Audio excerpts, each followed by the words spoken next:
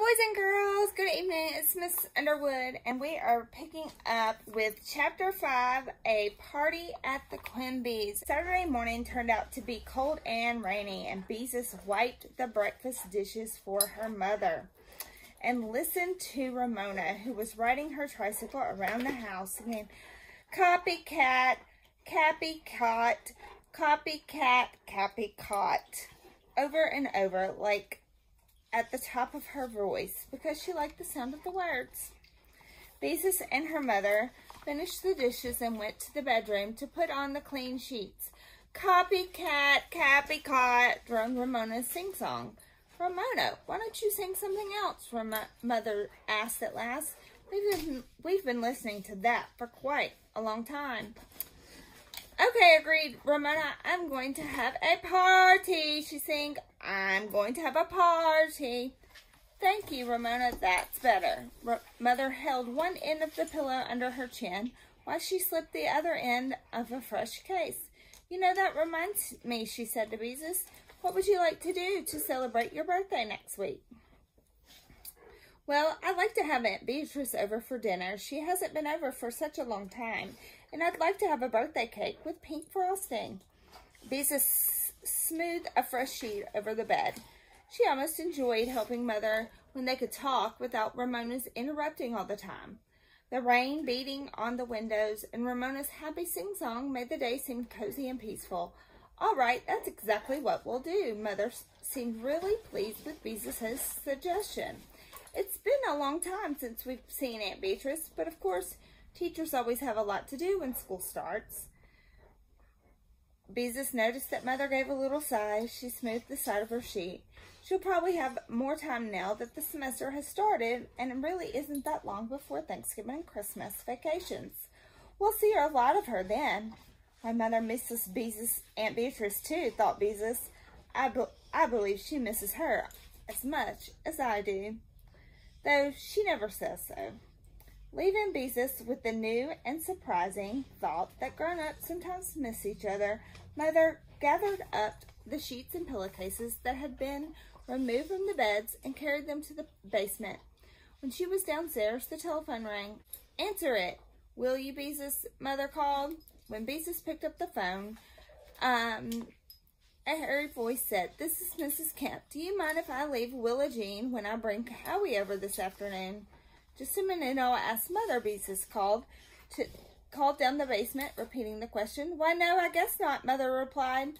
"Mother says it's all right," and Beezus said into the telephone. "Thank you," said Mrs. Kemp. "Now, oh, Harry, stop! Howie, stop banging that!" When Beezus picked up the telephone, a hurried voice says, "This is Mrs. Kemp. Do you mind if I leave Willa Jean when I bring Howie over this afternoon?"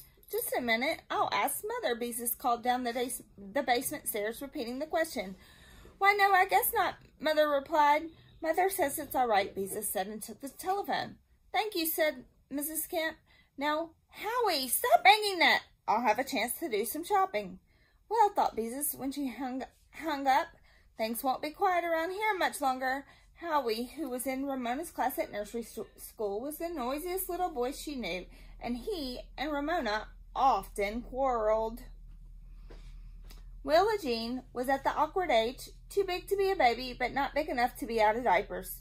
"You know," said Mother when she came up from the basement, "I don't remember telling Mrs. Kemp that Howie could come over this afternoon, but maybe I did. I've had so much on my mind lately, trying to get the nursery school rummage sale organized." After early lunch, Mother decided there would be enough time to wash everybody's hair before Howie and Willa Jean arrived. She put her oldest dress, because Ramona always squirmed and got soap all over her. Then she stood Ramona on a chair, making her lean over the kitchen sink, and went to work. Ramona howled. She always did when her hair was washed. When Mother finished, she rubbed Ramona's hair with a bath towel, turned up the furnace thermostat so the house would be extra warm, and gave Ramona thick 2-gram crackers to make up for the indignity of having her hair washed. Then Beezus stepped into the stool, bent over the sink for her turn. After Mother had washed her own hair And before she went to the bathroom to put it up in pin curls, she said to Beezus, "Would you mind getting out the vacuum cleaner and picking up those graham cracker crumbs Beezus Ramona spilled on the rug?" Beezus didn't mind. She rather liked running the vacuum cleaner if her mother didn't make her do it on a regular basis like a chore. "I'm going to have a party," sang Ramona above the roar of the vacuum cleaner, and she changed her song. "Here comes my party," she chanted. Beezus glanced out the window and quickly switched the vacuum cleaner off. 4 small children were coming up the front walk through the rain. A car stopped in front of the house and 3 more children climbed out. 2 more were splashing across the street. "Mother!" Beezus cried. "Come here, quick! Ramona wasn't pretending!" Mother appeared in the living room just as the doorbell rang. One side of her hair was up in pin curls and the other side wet, dripping in the towel around her neck. "Oh my goodness!" she exclaimed. "That explains Mrs. Kemp's phone call. Ramona, how could you?" "I wanted to have a party," explained Ramona. "I invited everybody." The doorbell rang, and this time, long and hard, there was the sound of many rubber boots jumping up and down on the porch. "Mother, we just can't have a party with our hair wet," wailed Beezus. "What else can we do?" Mother sounded desperate. "They're here, and we can't very well send them home. Their mothers have probably planned to shop or something while we look after them." Mother struggled with the doorknob and managed to open the heavy front door. Mrs. Kemp stepped out of her car in front of the Quimby's, and Howie and Willa Jean hopped out.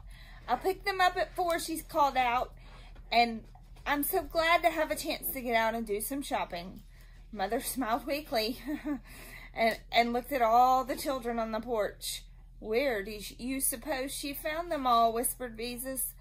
"I don't even know some of them." "All right, children," Mother spoke firmly. "Wet boots and raincoats on the porch." "I've got a party," sang Ramona happily. Beezus, who had had plenty of experience with Ramona and her boots, knew where she was needed. She started pulling off boots and unbuttoning raincoats. "What on earth shall we do with them on a day like this?" whispered Mother. Beezus grabbed a muddy boot. "Hold still," she firmly said to its owner. "They'll expect refreshments," she said. "I know," sighed Mother.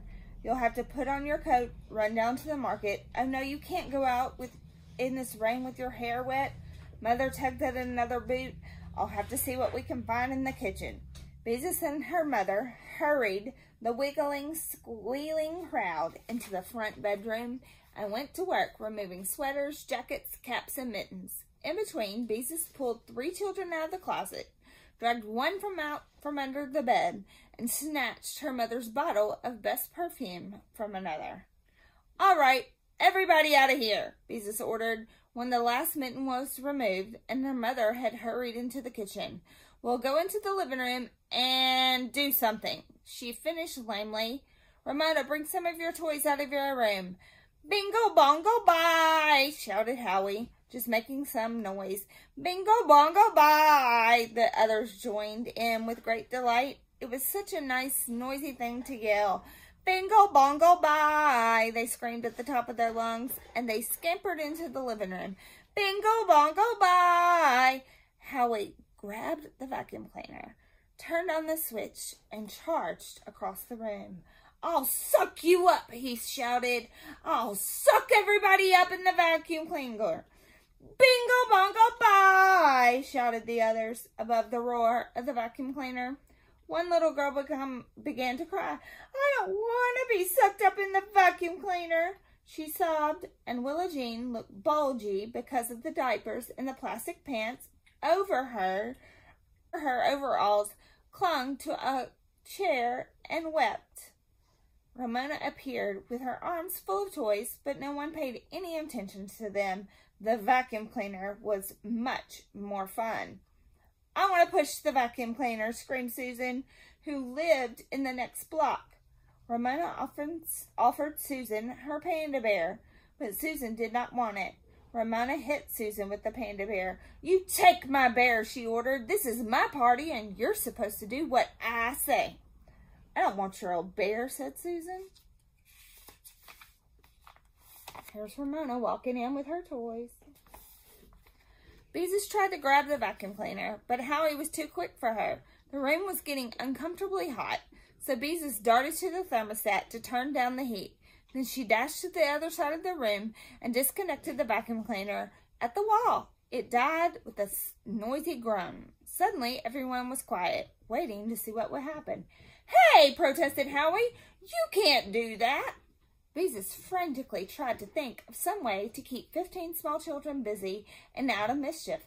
At least she thought there were 15. They didn't stand still long enough to be counted. "Where's the party?" one little boy asked. Ramona appeared with more toys, which she dumped in the floor. This time she brought a drum. Howie quickly lost interest in the vacuum cleaner and grabbed the drum. Beezus seized the vacuum cleaner and shoved it in the hall closet, while Howie began to beat the drum. "I'm leading the parade," he said. "You are not," contradicted Ramona. "This is my party." Susan snatched a pink plastic horn and tooted it. "I'm in the parade too," she said. "I want to be in the parade. I want to in the parade," cried the others. That was it. They could play parade. Beezus ran to the bedroom, and found a whistle, a couple of horns left over from a Halloween party. What else could be used in a parade? Flags, of course. But what could she use for flags? Beezus thought fast. She gathered up 2 yardsticks and several rulers. Then she ran to the front bedroom, snatched some of her father's handkerchiefs from a drawer. She had to move fast before the children grew tired of the idea. "I want to be in the parade," screamed the children. "Mother, help me," cried Beezus. Somehow, Beezus and her mother had gotten her father's handkerchiefs tied to the sticks and distributed to the children who did not have noisemakers. Howie banged the drum. "Follow me," he ordered, beginning to march. The others followed, blowing whistles, tuning horns, and waving flags. "No!" screamed Ramona, who wanted to be the boss of her own party. "You wanted a party," Mother reminded her. "If your guests want to play parade, you'd better join them." Playing parade was a wonderful idea, Mother smiled at Beezus. "I hope it lasts." Ramona scowled, but she took a flag and joined the parade rather than be left out of her party entirely. "So do I," Beezus agreed. "Bingo, bongo, bye!" yelled the flag wavers. Howie led the parade, including a sulky Ramona, out of the living room, down the hall, through the kitchen and dining room, and back into the living room again. Willa Jean toddled along at the end of the procession. Beezus was afraid the parade might break up, but all the children appeared delighted with the game. Into the bedroom they marched and out again. Beezus opened the basement door, down with the steps. Howie led the parade. Willa Jean had to go down the steps backwards on her hands and knees. 3 times around the furnace marched the parade, and up and down the steps again. Willa Jean was halfway down. Look at that parade.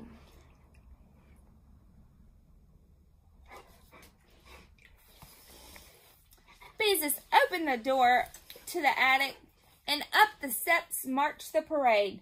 Stamp, stamp, stamp went their feet overhead. Stamp, stamp, stamp.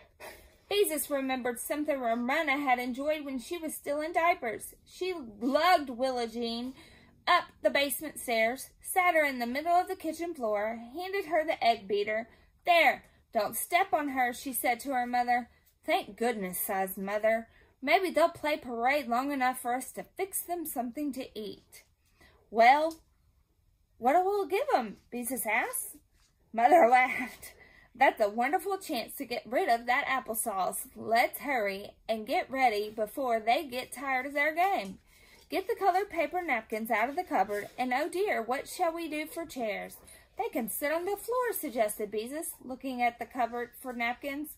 "I guess they'll have to." Mother took the applesauce out of the refrigerator. "If we put it in If we put a couple sheets down for them to sit on, maybe they won't get applesauce on the rug. The parade trampled down the attic stairs and through the kitchen. But Mother, said Beezus when the drum and horns had disappeared into the basement again, the only napkins I can find are for St. Valentine's Day and Halloween. They won't do. They'll have to do, said Mother. Beezus spread out 2 sheets in the middle of the living room floor. Then she went into the kitchen to help Mother, who was tearing open 3 boxes of Fig Newtons. It's a good thing I bought these on sale last week, she remarked. Are we going to give them lemonade or anything to drink? Not on my living room rug. Mother rapidly spooned applesauce into dishes. Applesauce and Fig Newtons are bad enough. Maybe if we feed them right away, some of them will think the party's over and go home. Beezus piled Fig Newtons onto 2 plates. I hope so. This many small children in this house on a rainy day is too much. The parade stomped across the attic floor again, and Mother had to raise her voice to make herself heard. It sounds as if they're coming through the ceiling. Let's catch them the next time they come through the kitchen and hand them the applesauce, Beezus shouted back. Then maybe we can get them to march into the living room. It was not long before Howie led the parade into the kitchen again. He stopped so suddenly when the children bumped into one another. When do we eat? He demanded. Now. Beezus thrust a dish of applesauce and spoon into his hands. I want some, cried the others. Mother handed the second child some applesauce. Forward, march, she ordered. And Beezus led Howie into the living room, and the rest of the parade followed with their applesauce. You sit there, she said to Howie, pointing to a place on the sheet. She was relieved to see the others seat themselves around the edge of the sheet. Quickly, she handed out the paper napkins. I want the one with the witches on it, demanded a boy who had gotten a Valentine's napkin. I want the one with the hearts on it, wailed a girl who had gotten a Halloween napkin. Beezus hastily counted the napkins. Yes, there were enough of each kind to go around. 2 napkins apiece would be safer anyway. She handed each child a second napkin, and they all began to eat their applesauce, except for one little girl who didn't like applesauce. Ramona was beaming because refreshments were the most important part of any party, and now at last her guests were behaving the way she wanted them to. Mother came out of the kitchen with the plates of Fig Newtons, which she handed to Beezus. Here, pass these around, she said, and I think I'd better help Willa Jean. Willa Jean knew how to eat with a spoon, and the trouble was she had to pick up the food with her left hand and put it on the spoon, which she held in her right hand. Then most of the time she was able to get into her mouth. Ramona, her face shining with happiness, looked at her friends, sharing the applesauce. These cookies are filled with worms, chopped up worms, she said gleefully, telling everyone. Ramona! Beezus was shocked. They aren't either. They're filled with ground up figs, and you know that. Ramona did not answer. Her mouth was full of figs. Ramona did not answer. Her mouth was full of Fig Newtons. Beezus passed the plate to a boy named Joey. I don't like worms, he said. I don't like worms, said the next little girl, who had applesauce all over her chin. Beezus noticed that Ramona was beginning to scowl, and Howie refused the cookie. It was too much for Ramona. You eat that, she shouted. I won't, yelled Howie. You can't make me. Ramona jumped up, spilling her applesauce on the sheet. She thrust a nibble of Fig Newton at Howie. You eat that, she repeated as she stepped in the applesauce. Uh-oh, there she is. It's my party, and I want you to eat that. Howie knocked the cookie out of her hand. Ramona grabbed a fistful of Fig Newtons and thrust them at Susan. Eat these, she shouted. Susan began to cry. They're full of worms, she sobbed. I don't like worms. They're pretend worms, yelled Ramona. No, they're not, cried Susan. They're real. You eat these, Ramona yelled, thrusting her handful of cookies at the children, who backed away. Ramona stamped her feet and screamed. Then she threw the Fig Newtons at her guests as hard as she could. My mother won't let me eat worms, shouted a little boy. Ramona threw herself on the floor and kicked. Ramona, stop that. Mother appeared from the kitchen with Willa Jean balanced on one hip.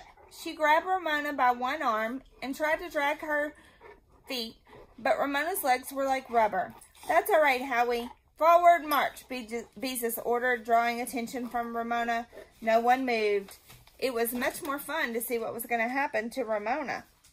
This is my party. They're supposed to eat the refreshments, Ramona howled, banging her heels on the floor. Ramona, you're acting like a 2-year-old.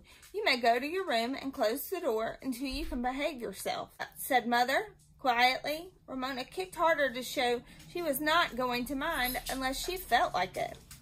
Ramona, said Mother, even more quietly, don't make me count to 10. Gasping with sobs, Ramona got up from the floor, ran to the bedroom, where she slammed the door as hard as she could. All right, parade, said Mother wearily. Forward march.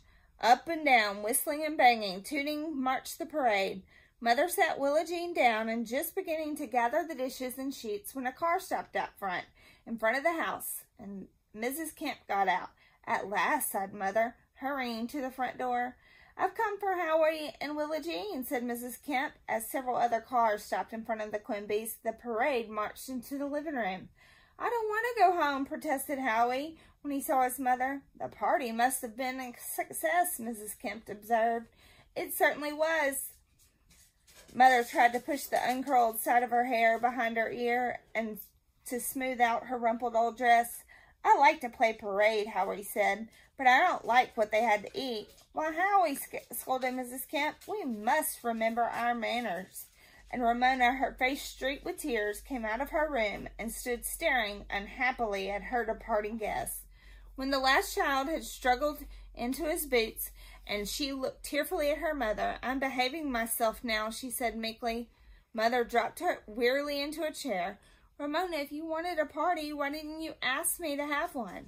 Because when I ask you, you don't let me do things, explained Ramona, sniffing. Beezus couldn't help feel there was some truth in Ramona's remark. She had often felt that way herself when she was younger. Mother, did I do things like Ramona when I was 4, she asked. You did some of the things Ramona does now, said Mother thoughtfully, but you were really very different. You were quieter, for one thing. This pleased Beezus. One of the reasons she sometimes disliked Ramona was that she was never quiet when she could manage. She was never quiet when she could manage to be noisy. Of course, there are some things that all 4-year-olds do, Mother continued, but even sisters are usually different. Just the way your Aunt Beatrice and I were different when we were girls. I was a bookworm and I went to the library 2 or 3 times a week. She was the best hopscotch player and the fastest jump roper in the neighborhood. And she was better in jacks than anybody in the whole school. This surprised Beezus. She had never thought about her mother and Anna's children before. She tried to picture her school teacher aunt jumping rope and found it a surprise that it was not very hard to do. Of course, Mother and Aunt Beatrice must have been different when they were girls because they were so different now and that they were grown up. And she was glad that they were different. She loved them both. Did I have tantrums too? Beatrice asked. Once in a while, said Mother. I always dreaded cutting your fingernails because you kicked and screamed. Beezus could not help feeling silly. Imagine having a tantrum over a little thing like having your fingernails cut. Then Ramona spoke up. I don't cry when you cut my fingernails, she boasted. Yes, but you scream when you have your hair washed, Beezus could not help reminding her. Ramona, said Mother, you were a very naughty girl this afternoon. What are we going to do with you? Ramona stopped sniffling and looked interested. Lock me in a closet for 1,000,000 years, she suggested cheerfully. Mother and Beezus exchanged glances. How quickly Ramona recovered. Make me sleep outdoors in the rain? Obviously, Ramona was enjoying herself. Not let me have anything to eat but carrots? Mother laughed and looked at Beezus. I'm afraid all we can do is wait for her to grow up, she said. And when Mother said we like that, Beezus almost felt sorry for Ramona because she would have to wait such a long time to be a grown-up. And that is the end of chapter 5. So, the party that Ramona planned was a party for herself. Now, what would your mom and dad do, or your grown-up do, if you invited your whole class to your house and did not tell them? I know that my mom would not have reacted the way Miss Quimby reacted. Miss Quimby was very nice considering what Ramona did, don't you think? Yeah, I think so too. I would have been in major trouble, like big time trouble. So, next time that we read a chapter in Ramona and Beezus, it will be chapter 6, Beezus' birthday. And we will find out what happens at Beezus' birthday. And we have read 147 pages, and chapter 6 is our last chapter in this really awesome book. So thank you for joining me for the first 5 chapters. I look forward to reading with you again. And don't forget, Miss Underwood loves you from the top of your head to the bottom of your feet. Bye!